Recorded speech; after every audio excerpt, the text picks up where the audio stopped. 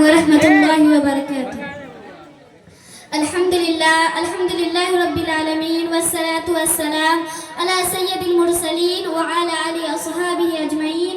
أما بعد، قال الله تعالى: أعوذ بالله من الشيطان الرجيم، بسم الله الرحمن الرحيم. من يطع الله ورسوله ويخشى الله ويتقه فأولئك هم الفائزون. معزز و معکر صدر اجلاس، حکم صاحبان، اساتذہ اکرام، سامعین و سامعات، آج کے اس 5واں تقریری انعامی مقابلہ و یک روزہ اجلاس عام میں جس عنوان پر لبکشائی کرنے کی جسارت کر رہی ہوں وہ ہے مثالی طالب علم. آپ سب انسان ہونے کی ناطے بہت ساری چیزوں کی محتاج ہیں، جن میں سے ایک علم بھی ہے. آپ اسی علم سے خالق کون کا معرفت حاصل کرتے ہیں، اپنے قلب و جگر میں ایمان و ایمان کے چراغ جلاتے ہیں، اپنے نسلوں کے عادات و اطوار کی اصلاح کرتے ہیں، اپنے رجحانات اور دیگوں میں مثبت انقلاب لاتے ہیں، اپنے معاشرتی روایات اور اخلاقی اقدار کا مشترکہ سرمایہ ایک نسل سے دوسری نسل میں منتقل کرتے ہیں، نئی سماجی کو ذمہ داریاں اٹھانے کا اہل بناتے ہیں اور اس میں اچھا صاف اور پاکیزہ خصوصیات کا ایک ایسا چمن لگاتے ہیں جو ہمارا کھلا ہوا اور معطر ہوا کرتا ہے. الحمدللہ، آپ سے ان کے مذکور فوائد ثمرات پیش نظر یہاں تشریف فرما ہے.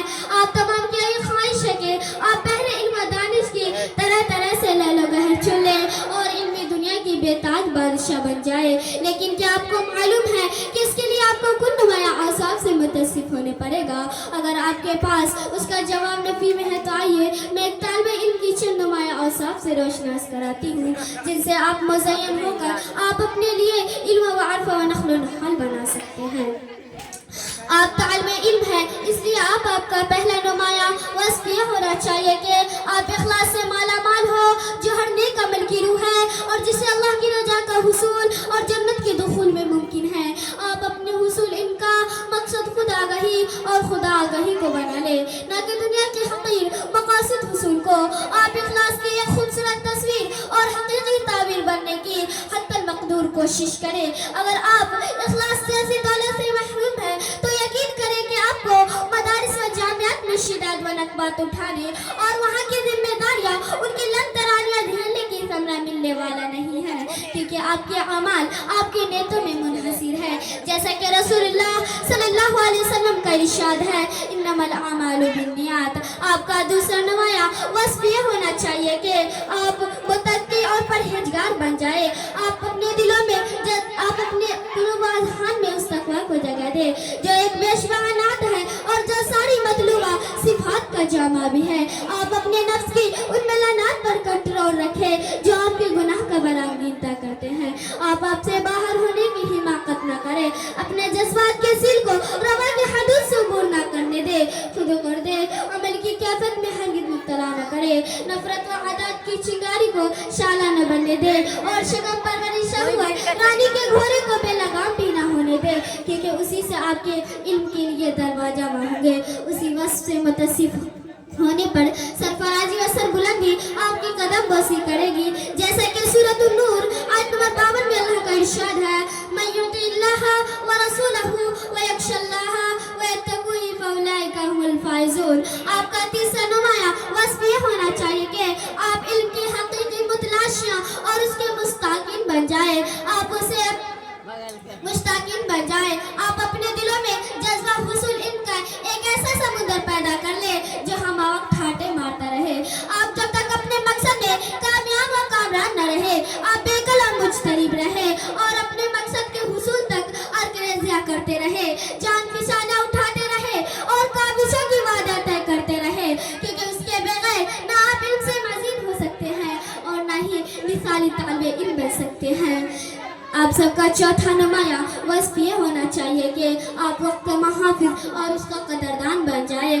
آپ اسے بیکار اور فضول کاموں میں برباد نہ کریں. اگر آپ آج وقت کا قدر نہیں کریں گے، اگر آپ آج وقت کا خیال رکھیں گے تو کل آپ ترقی کے راستوں پہ گامزن ہو جائیں گے. زمانے قیادت سنبھالیں گے،